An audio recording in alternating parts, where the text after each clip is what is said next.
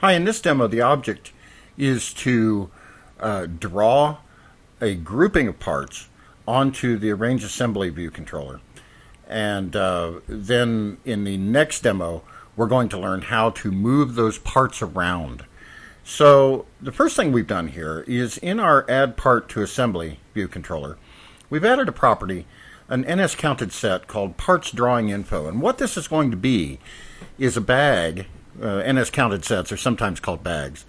It's a bag of parts and parts drawing information, and it's counted. So we'll have a count of parts and then the drawing information for each part so that we can draw not only each part in an assembly, but also the number of parts that are in that assembly. So let's see how we access this. The first thing we do is in Add Tapped, we've added some code.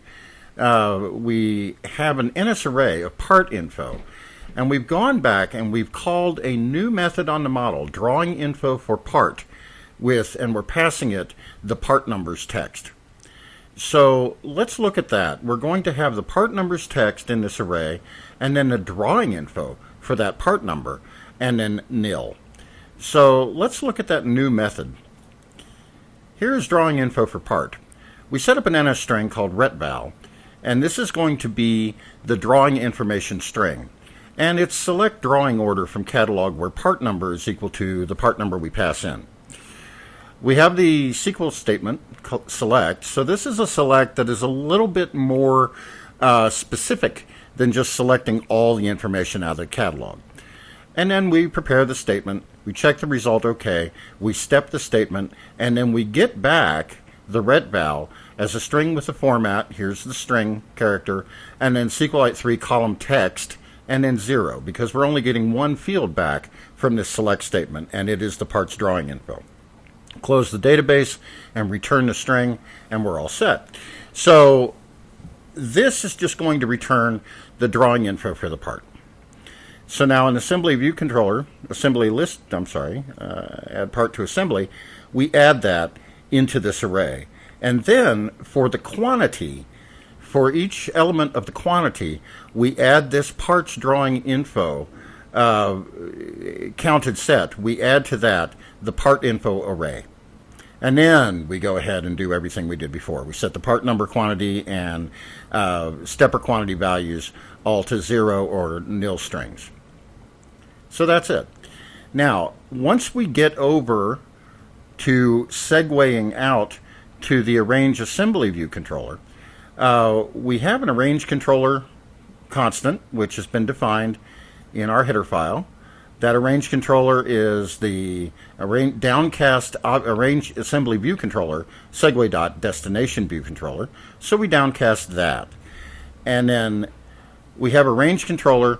We set a property on that Arrange controller called parts drawing. We set that to the parts drawing info, and then we set the title there.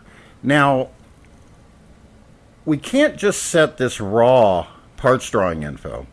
When we get to Arrange Assembly View controller, our parts drawing info is an NS counted set, so we're passing in an NS counted set.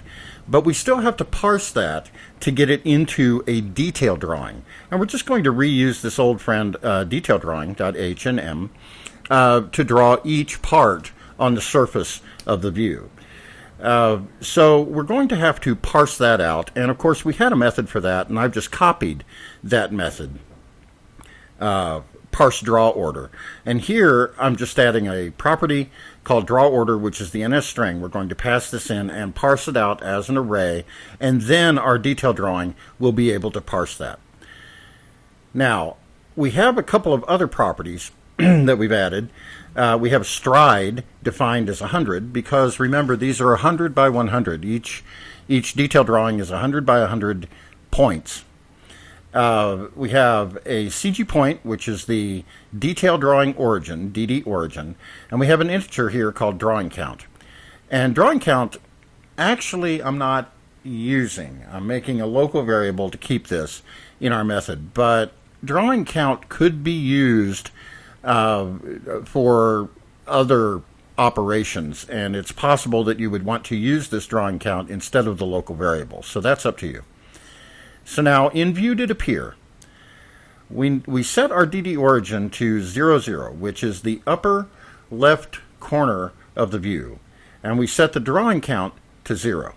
And then we look at all of the parts in our bag of parts, and we get the quantity for each one, and then we go through and for each one, set by quantity, we set a drawing frame of DD origin X, DD origin Y, stride for width, and stride for height. And then the detailed drawing, we allocate it and initialize it with that frame. And then we set the background color to a clear color so that we don't have a black background. We set the drawing instructions in that drawing to self-parse draw order with that object at index 1, which is the drawing instruction. And then we add that view as a subview. So now we're adding multiple subviews. Well, if we don't do something now, all of these subviews will be stacked right on top of each other, and that would be a bad thing. So we set the DD origin as a CG point make DD origin X plus stride plus 10. Okay, so stride is 100. So now we're moving 100 points, to the right, and then another 10 to separate this drawing from the last drawing. So we're moving to the right.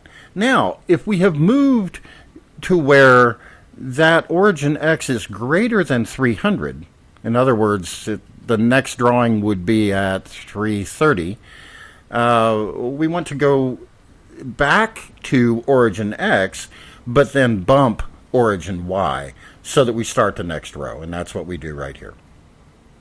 And that's it.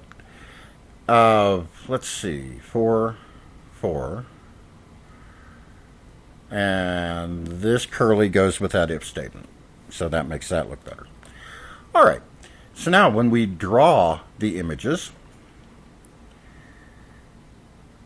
let's go out and in assemblies, we'll do house 1. And we'll add PN001. We'll add it twice. And then we'll add PN002. And that's a triangle. We'll add it once. And there we go.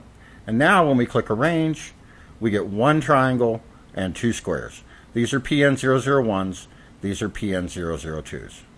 All right. So in the next demo, we're going to be able to take a finger and drag within one of these views and drag it to a new location in the view in order for the person on the manufacturing line to arrange the house into something that looks like a house. Thank you very much.